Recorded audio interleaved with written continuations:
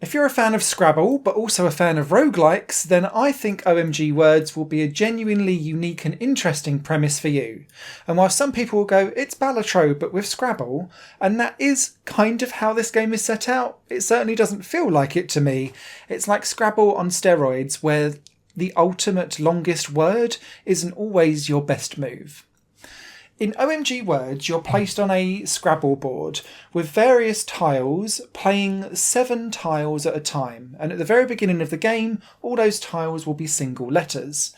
You will then lay out the words to get a score of points, and points on the left-hand side are your blue checkbox, and then there's a multiplier with the green. The actual points that you score are in green, and you'll have a bronze, silver and gold medal that you're trying to get to, and in order to survive the round you'll need to get to at least the bronze score in the amount of turns you have left.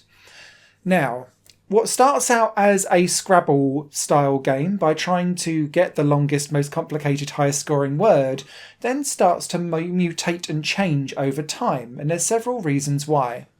Firstly, as you'll see, there's lots of different types of squares on the board, and some of them will earn you cash, some of them will earn you multiple points when you play on the blue arrow tile, or it could be that it adds some multiplier to your pink tile with the pink lightning bolt that's on the side. But there are other things that you will get from the cash that you earn in between rounds that will change the board.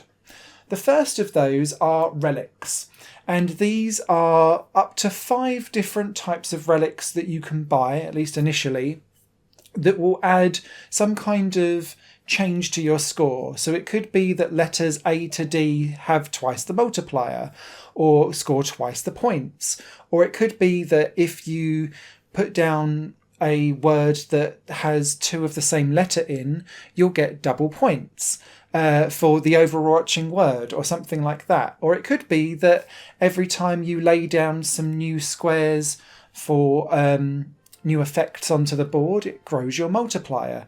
There's loads of different varieties. Some of them are compounding, so that if you get some in the same set, they then give you a group bonus together. But you're constantly in between each round trading in and out which relics make sense for you in how you're playing and how your game is going. The other set of things that you can buy in the shop are boons, and these are things that will change either the tiles themselves that you're playing or squares on the board. And it could be that it adds more cash or multiplier or points things to the board. There's also one-way signs, which means that you can only play in a word that goes in one direction, as opposed to being vertical left to right or horizontal up to down, for example. It can kind of reverse gravity, so that you have to play the word going up or to the left, for example. But it can also do things like adding extra multipliers to certain letters or changing the base score for like all the vowels, for example. There's all different types of boons and relics that you can mix and match in, but they cost dosh, and the only way how you can get dosh is by getting bronze, silver or gold in between each round. Guaranteed anyway. Some of your relics might add more cash to the mix, or some of the squares that you land on the playing field can also add to your mix. What took me a long while to get used to in OMG Words is because this game is intensely difficult, because as the playing area gets more convoluted and complicated and new rules get added into the mix, and you start to meet bosses along the way, and bosses will say things like no vowels, no 2-letter words, no multiplier, or after every turn, all of your tiles that you've got in your bag get reshuffled, so you can't continue carrying on letters and saving them back for big chunky words, for example. It really hones in on the balance between what is a long word to get rid of as many letters as possible, but also what's the right placement of it, because you're constantly chasing tiles for multipliers and score bonuses, because just sticking to pure Scrabble will not get you to the end of the game. So you're playing Scrabble in a very different way, and it took a while for my brain to kind of reconfigure.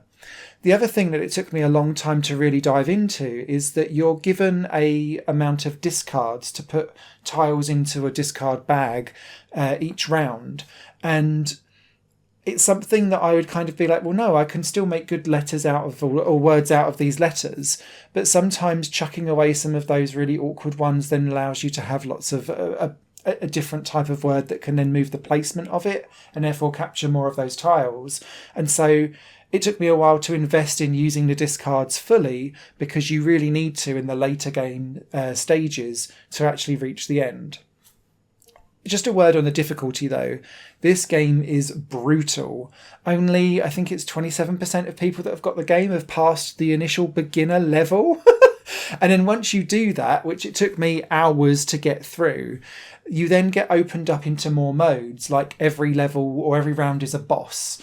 Or another one called the linguistic style, which I personally really loved, starts adding in 2 and 3 letter tiles. So you've got like ING or AT or JU or AU.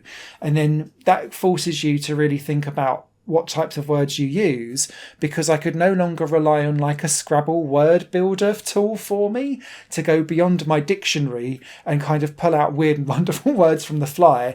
I had to then really think more strategically about where those tiles place in a word. And then if you use some of your boons to maybe increase some of those now really powerful tiles, like a QU or a JU or an ING now is a 1 tile with 3 letters in, scoring 5 points. So if you can get a tile painted so that it doubles it and it's powerful because you can put an ING in a few different places, or an ST or a TH, suddenly you're like, I can really bankroll some of my points in each round and keep going. The further up you go through the difficulty chain, it starts to then add blockers onto the board as well, which then means, in its luck of the draw, depending where those blockers end up, really can railroad you into corners of the board, meaning that you're stuck for certain words to make. And so, again, it just makes it incredibly difficult, and it's no wonder hardly anyone's passing some of the late stages. The developer has reduced down some of the difficulty levels of tiers of points you need to hit, but so much of this still relies on the boons and the relics in the background and just the luck of the draw that actually sometimes I just felt like I was facing insurmountable odds. And so I hope over time OMG Words also adds in some of that easier side of things while still keeping the complexity, because I think it's a real big challenge. But I can see a lot of people hitting this game and just going, Jesus Christ, because you can never pass the first level and then eventually just giving up, feeling like it's an absolutely insurmountable mountain to climb. However, I do think this idea is solid and sound. It's definitely got that for goodness sake one more go vibe to it, but just go with a dictionary or a thesaurus or some kind of online Scrabble tool, because it pays to not just use your own brain and knowledge, because there's so many other mechanics going on. It's better to have all the words that you could possibly make at your disposal to try and make the best decision. Higher Plane Games is part of the Higher Plane Network, a completely independent media outlet supported by people like you. The goal is to create the best possible content that cultivates a richer indie scene for games as well as music and entertainment. To find out more and to get involved, visit patreon.com/Higher Network. Your support makes all the difference, and in return you'll gain access to bonus content and downloads. Thank you for watching.